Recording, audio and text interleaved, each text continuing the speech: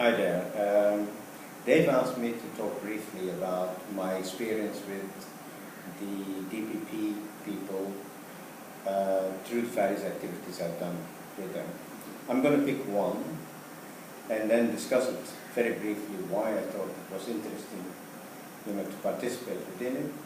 But as Dave asked me to do, I will talk mainly about what was the relevance of this, not just for work within the OU, but also for my own work and for working with other institutions abroad. What I wanted to focus on is the book 4 of the U208, which was the book on development policy and public action, which we did in the early 1990s as part of the development course. The book focused on rethinking public action. This was at the time when it was a discussion around, when the discussion around market and state was the main way of framing the problem around development.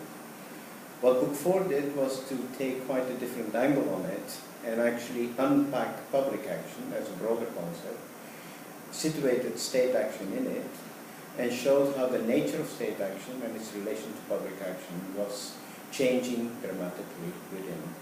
And I thought in that sense the book was in a way ahead of the curve of the literature at that time. And it was for me, for certain, a very fascinating experience.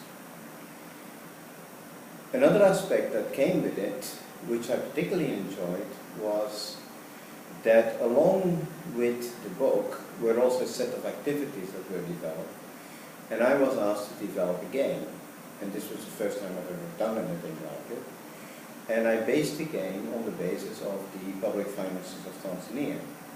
And basically I set up a game where the students had to use the public finances of Tanzania, which were basically summarized in a simpler form in a set of interrelated spreadsheets, and they then had to work out a budget 5 years ahead where they had to comply with World Bank and IMF regulations, but they should try to slant the budget as much as possible to their own requirements, representing different interest groups.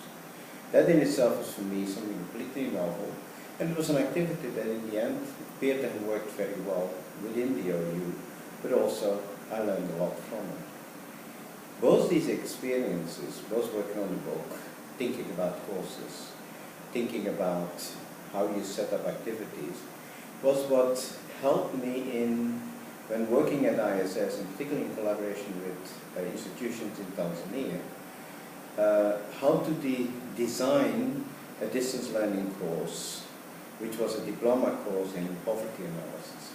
I did that together with 2 institutions in Tanzania, and we took in on a yearly basis 27 students. This made it small scale, and we used a mixed mode, which was that we combined distance learning with short-term workshops, about 3, throughout a period of a whole year. The result of it was that we managed to bring the attrition rate down to virtually nil. Over the whole period we schooled more than 200 students, yet the fallout, the dropout rate was only about 2 or 3 who dropped out in the whole process. The course was remarkably successful and was actually web-based, but not for its materials, which were written and given to the students. I found this, the ideas behind it, how to think about distance learning, how to think about keeping students involved in the study, to watch out that they wouldn't drop out, to find ways in keeping them engaged, focusing the workshops on activities and the distance learning on the study. That is the kind of things I learned from working with the OU. Thank you for that.